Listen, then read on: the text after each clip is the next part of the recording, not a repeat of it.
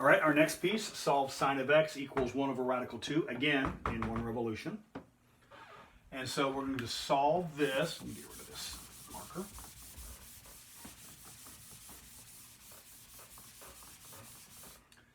All right. What happens first? Quadrant check happens first. Quadrant check before reference angle. It's alphabetical. Quadrant check before reference angle. When is sine, all we need for the quadrant check is the signum, positive or negative. When is sine positive or is sine positive? Sine is positive in quadrant 1 and quadrant 2. All right? So quadrant check, there's a quadrant 1 solution, x equals. There's a quadrant 2 solution, x equals. So that's what we're looking for. Once we've done that, we've taken into account the signum. From this point on, you ignore whether this is positive or negative. That is going to come into play pretty soon. Once you do the quadrant check, you ignore the signum. All right? So now we need to know the reference angle. So which triangle is in play? We have 1 over radical 2. Which triangle has square root of 2? Which triangle has square root of 2? This triangle has square root of 2. So we know it's going to be using this angle, this triangle. Now the key is, since this is 45, 45, 90, or pi over 4, since this is an isosceles triangle, it doesn't matter which one of these angles you pick.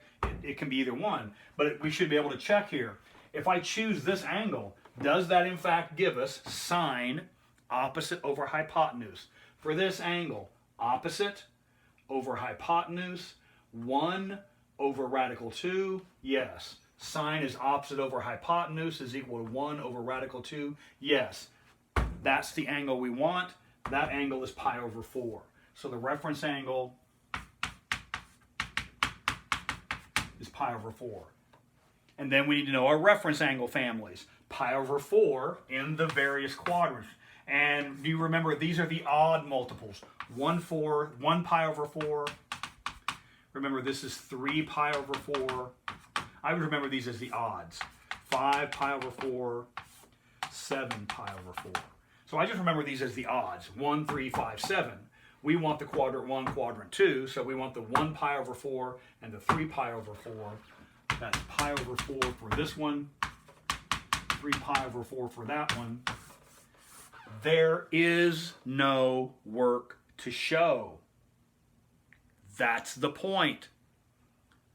You don't need to do a large computation.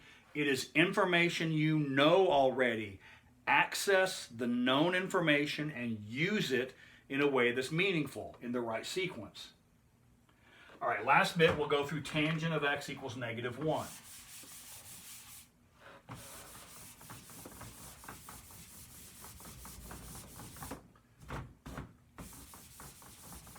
All right.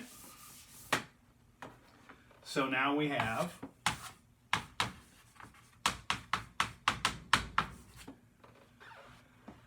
this is not quadrantal because tangent equals 0. This is the odd bird out. Tangent equals 1 or negative 1 does use the special triangles. That's the odd bird out. So first is quadrant check. Quadrant check. All we need is the signum, negative. When is tangent negative? Well, tangent is positive in 1 and 3. Tangent is negative in quadrants 2 and 4. Huh? So we have a quadrant 2 solution and a quadrant 4 solution. Yes, I do my 4s like this. Very often if I do my 4s like this, it starts to look like a 3. And so I do my 4s like this. It's just I've always done it that way, so there it is. All right. So there's a quadrant 3 and a quadrant 4 solution. So there should be x is equal to and x is equal to, and find a couple numbers and we're going to be out. Okay, once we've done that, we've taken this negative side into account. We may now ignore this. But now we go to reference angle. Quadrant check, then reference angle. Okay, so one of these needs to have tangent is opposite over adjacent. Opposite over adjacent. So it could be, is this opposite over adjacent? Does that give us 1? Does 1/2 divide by that mess? No, that doesn't give you 1. Does this angle opposite of, no, that doesn't give you 1.